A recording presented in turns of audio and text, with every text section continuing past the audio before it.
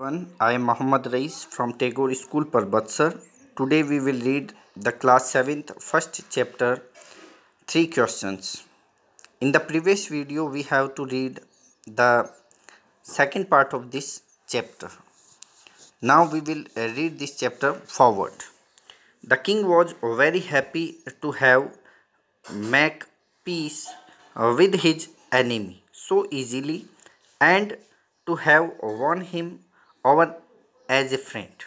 The king means Raja was means था very happy means बहुत खुश to have made peace यानी शांति बनाकर with his enemy means अपने शत्रु के साथ so easily यानी बड़ी आसानी से यानी राजा अपने शत्रु के साथ आसानी से शांति बनाकर बहुत खुश था and to have won him over as a friend और एक मित्र के रूप में उस पर विजय प्राप्त करके या जीत कर ही not only forgive him but said he would send his servants and his own doctor to look after him and he promised to give back the man his property he means उसने not only means न केवल forgive means क्षमा किया he means उसको but लेकिन said means कहाँ कि he means वह वुड सेंड मीन्स भेजेगा हिज सर्वेंट्स मीन्स अपने नौकरों को एंड हिज ओवन डॉक्टर और अपने खुद के चिकित्सक को टू लुक आफ्टर हिम यानी उसकी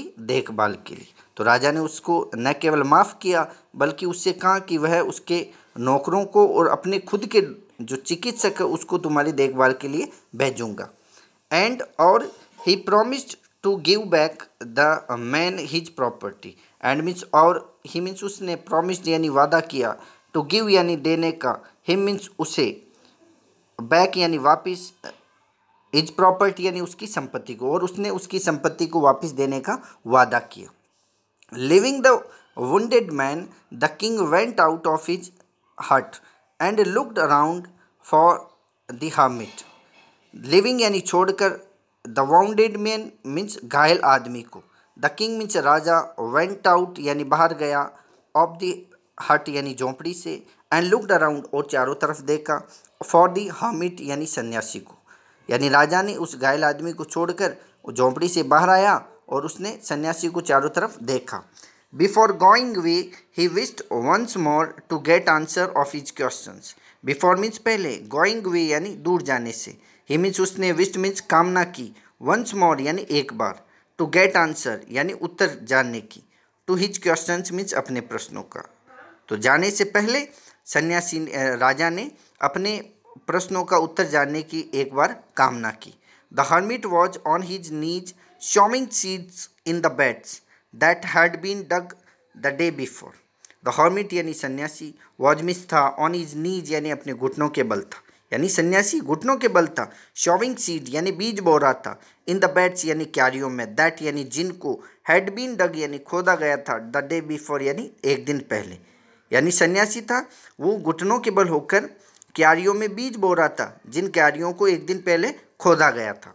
the king went up to the hermit and said the king means राजा वेंट अप यानी नज़दीक गया टू द हर्मिट यानी सन्यासी के एंड सेड और उससे कहा कि फॉर द लास्ट टाइम यानी अंतिम बार आई बैक टू यू मैं आपसे प्रार्थना करता हूँ या आपसे विनती करता हूँ टू आंसर यानी उत्तर के लिए माई क्वेश्चन मेरे प्रश्नों का। वाइज मैन मीन्स बुद्धिमान आदमी तो उसके पास जाता है हर्मिट के पास में राजा जाता है और उससे कहता है कि अंतिम बार बुद्धिमान आदमी मैं आपसे अपने प्रश्नों के उत्तर के लिए विनती करता हूँ। You have already been answered said the hermit still bending down to the ground and looking up at the king as he was stood before him. You means तुमको हैव ऑलरेडी बीन आंसर्ड यानी पहले से उत्तर मिल चुका है कि तुम्हें पहले से उत्तर मिल चुका है।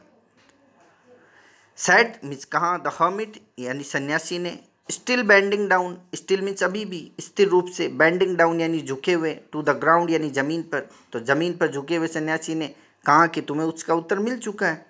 एंड लुकिंग अप और ऊपर देखते हुए एट द किंग यानी राजा को एज ही स्टूड जैसा कि वह खड़ा था बिफोर हिम यानी उसके सामने और उसके सामने खड़ा था। How I have been answered how means कैसे आई मीन्स मुझे बीन आंसर्ड यानी उत्तर मिला कि मुझे उस उत्तर कैसे मिला। व्हाट डू यू मीन आपका क्या मतलब है।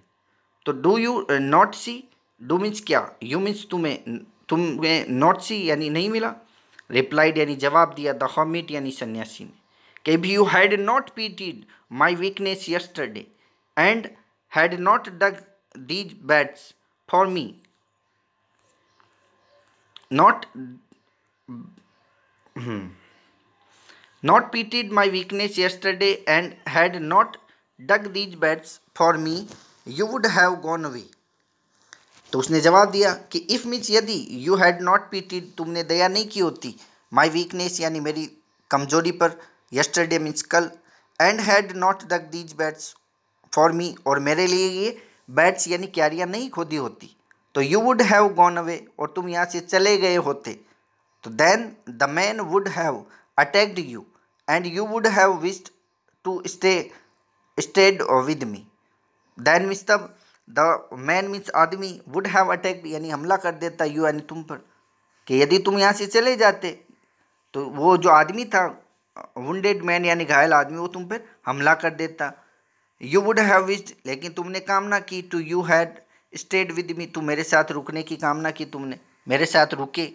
The most important time was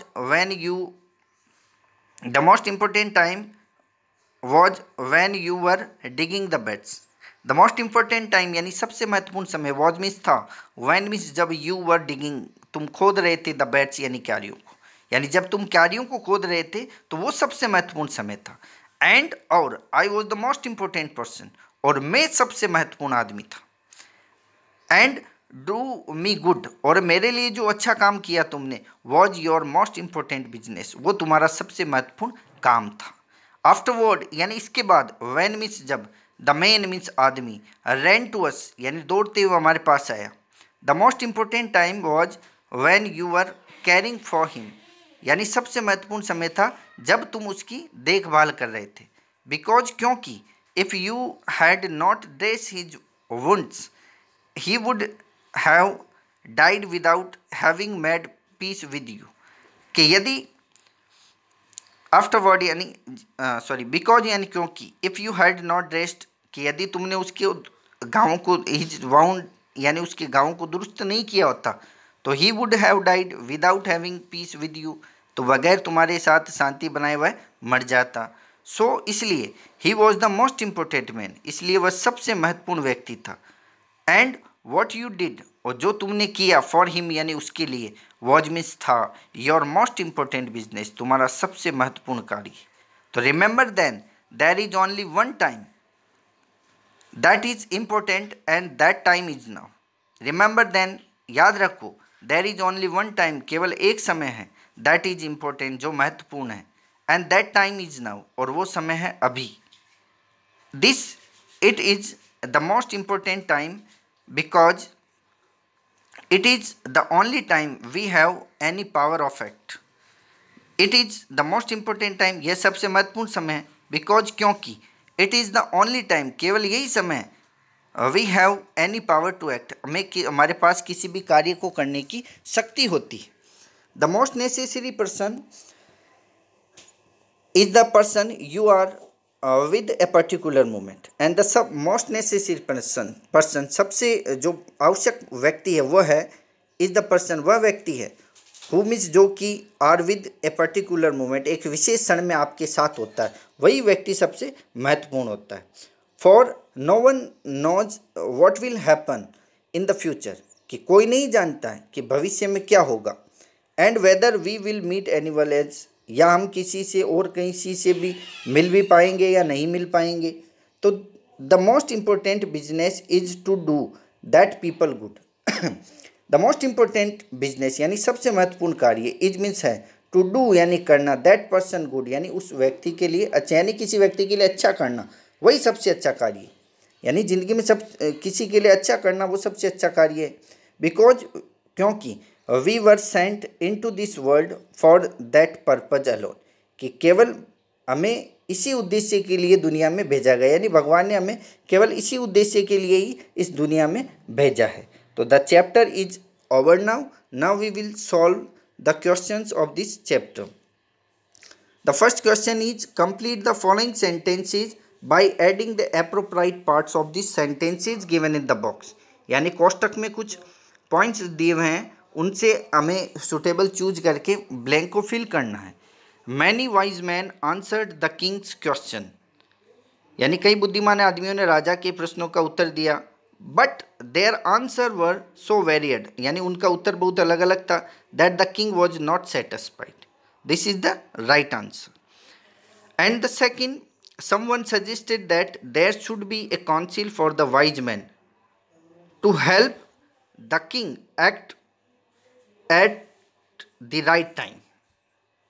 And the third one is, someone else suggested that the king should have a timetable to follow it strictly.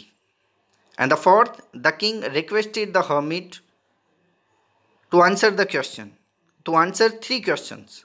And the fifth, the king washed and dressed the bearded man's wound, but the bleeding would not stop.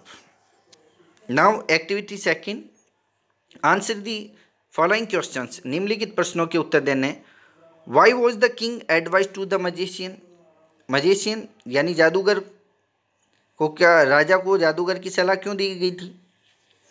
तो जादूगर की इसलिए सलाह दी गई थी तो है, in the answer of the first question, in order to decide the right time for something do, one must have to look in to the future, since only magician could do that, the king advise to go to the magician. यानी पहले प्रश्न के उत्तर में इसी क्रम में यह निश्चित किया गया कि किसी भी समय को, चीज़ को सही समय पर, जरूरी चीज़ को करने के लिए क्या पता होना चाहिए? भविष्य पता होना चाहिए, और वो सब चीज़ें मैजिशियन एक जादूगर को हो सकता है, इसलिए राजा को जादूगर के पास में जाने की सलाह दी गई।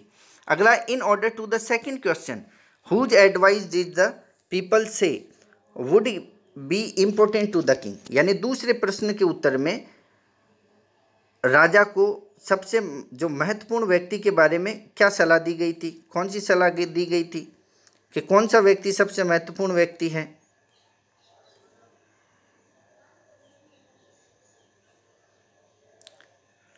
In their answer to the second question, some said that the people most necessary to the king were his counselors, others said a priest, and a few chose doctors, and yet others said that the soldiers. So this is the answer of the question number 2. Question number 3. What suggestion were made in answer of the third question? यानी तीसरे प्रश्न के क्या सुझाव दिए गए थे? तो in the third questions, to the third question, some said science, other choose fighting, and yet other religious worship. तो this is the answer of question number third. Question number fourth, did the wise man win the reward?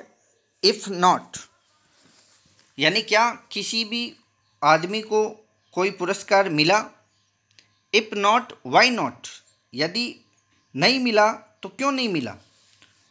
तो know the wise man did not win the reward, the king got different of all the 3 questions he asked, he was not satisfied with any of them.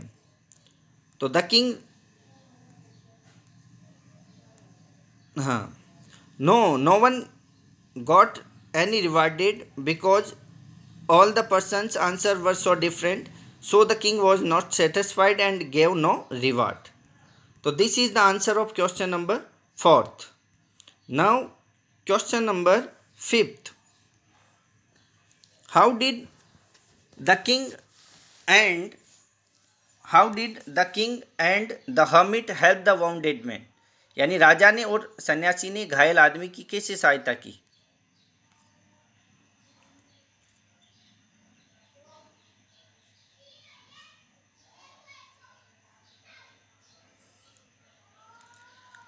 The king and hermit removed the man's clothing and found a large wound in his stomach. The king washed and covered it with its handkerchief, and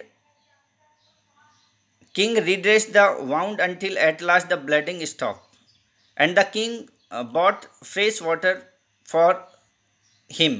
उसके लिए पानी भी लाया था. तो that is the answer of question number 5th. Now question number 6. Who was the bearded man?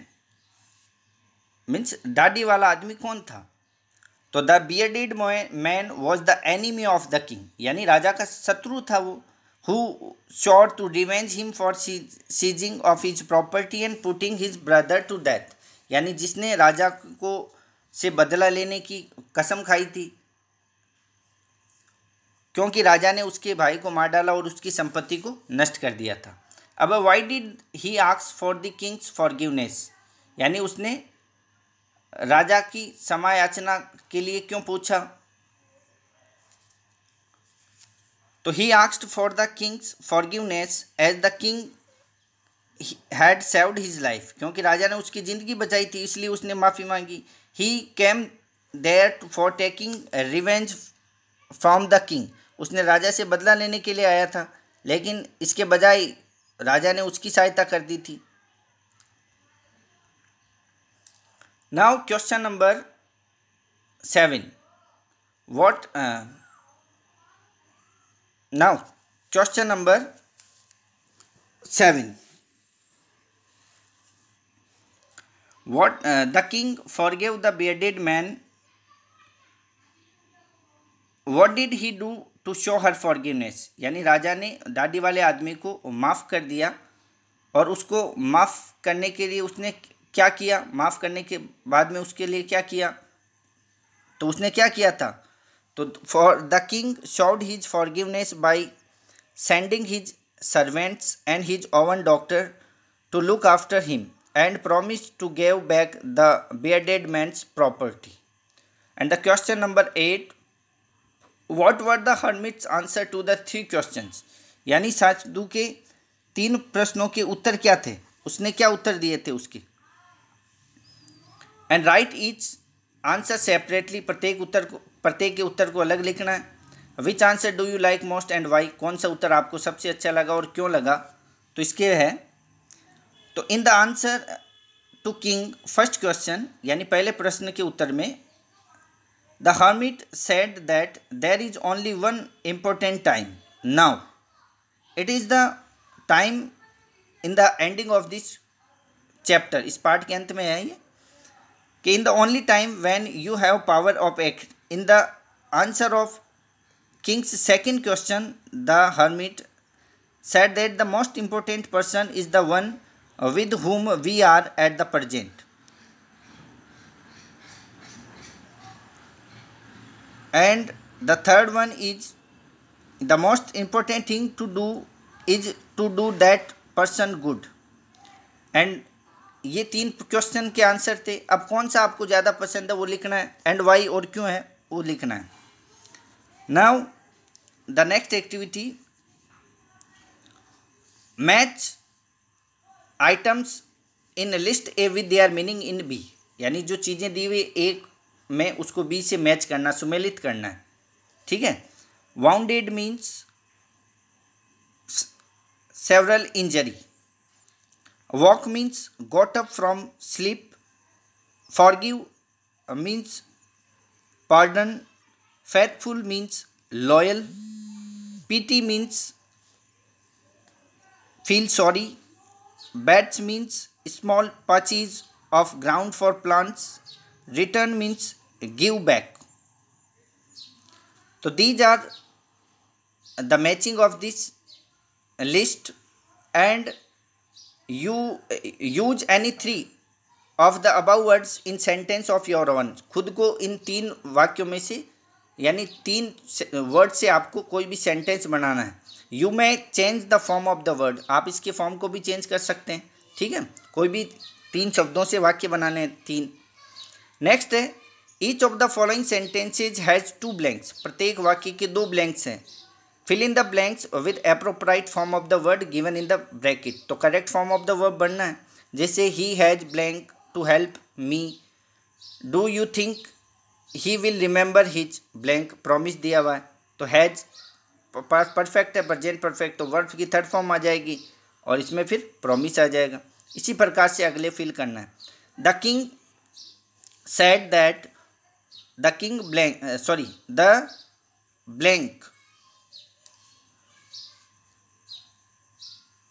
the blank said that only fresh evidence would have make him change his blank, और verb दी हुए जज। तो अपन लिख सकते हैं इसमें कि the जज said that only fresh evidence would make him change his judgement, JUDGEMENT, judgement. And the next is I didn't notice any serious blank of opinion among the debaters, although they blank from the another our small points differ।